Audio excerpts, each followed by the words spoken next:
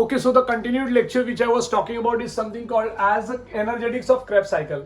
इसका बहुत सिंपल नाम ये होता है कि भाई Krebs साइकिल में आपने कितना अमाउंट ऑफ, ध्यान से सुनिए, कितना अमाउंट ऑफ एटीपी मॉलिक्यूल आपने कमाया है सब मिला के। तो हम लोग जरा डिस्कस कर लेते हैं। आपको पता होगा ना ना ना एटीपी होना है तुझमें फना, ना ना ना एटीपी होना है तुझमें फना, आपको यही मिला था Krebs साइकिल में, आपको याद होगा, जिसमें पहला ना आपका नहीं है क्योंकि वो चले जाता है लिंक रिएक्शन को। सो आप देखिए कितना ना है, 1 2 और 3।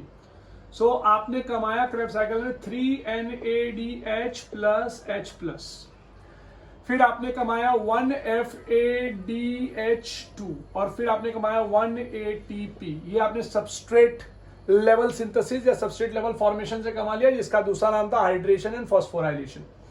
अब आपको ये भी पता है कि ये 3NADH plus H plus will undergo a process called ETS, जो मैं आपको अगले लेक्चर में पढ़ाऊंगा।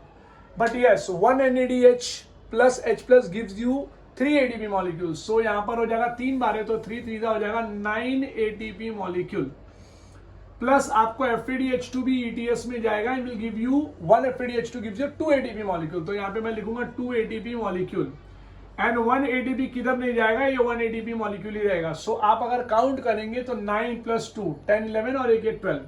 सो इन Krebs साइकिल मैं लिखूंगा इन सिंगल Krebs साइकिल आपने कमाया कितना, something called as 12 ATP molecule. But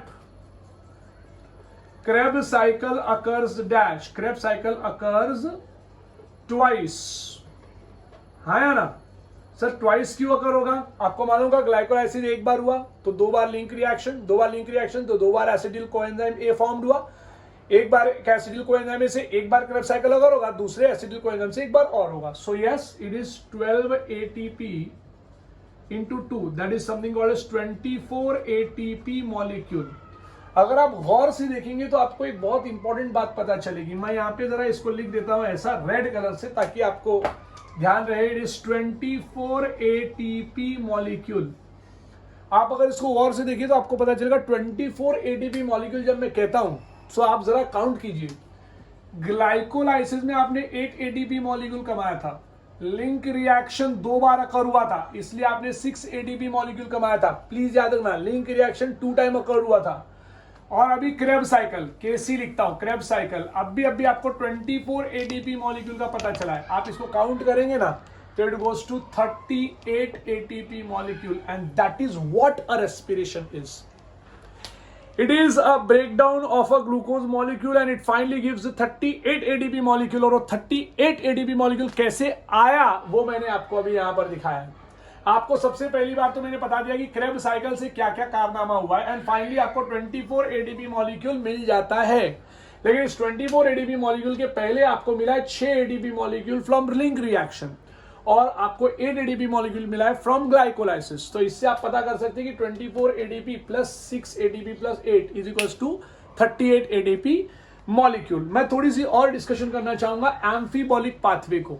Now, what do you mean by amphibolic pathway? See, whenever a Krebs cycle occurs, everybody says, yes, it's a catabolic process. But ऐसा नहीं है मेरे बच्चों। Krebs cycle basically मैं अगर आपको Krebs cycle के बारे में बात बताने की कोशिश करूं तो Krebs cycle is basically what? It is amphibolic pathway। तो यहां पर बस खाली ब्रेक डाउन ही नहीं होता बट यहाँ पे सिंथेसिस भी होता है। लेकिन पहले हम लोग ब्रेक डाउन पढ़ लेते हैं, कैटाबॉलिज्म पढ़ लेते हैं। देखिए, रेस्पिरेशन ऑफ फैट्स ब्रेकडाउन होगा तो क्या होगा, प्रोटीन का ब्रेकडाउन होगा तो क्या होगा, और कार्बोहाइड्रेट का ब्रेकडाउन होगा तो क्या होगा। मैंने ये पूरा बना के रखा है आपके लिए। अगर आपने फैट को तोड़ा तो there will be a formation of glycerol will take place. जब आप ये सारी चीजें खाते हैं ना, घी खा लेते हैं आप या ऑयल खा लेते हैं या ऐसा कुछ खाते हैं तो आपके बॉडी के अंदर फैट्स का ब्रेकडाउन ग्लिसरॉल और फैटी एसिड्स में होता है बेटा। अब ये ग्लिसरॉल जो है वो get converted into DHAP, dihydroxy acetone phosphate. मेरे बच्चे प्लीज याद रखना, it's very important my dear, dihydroxy acetone phosphate.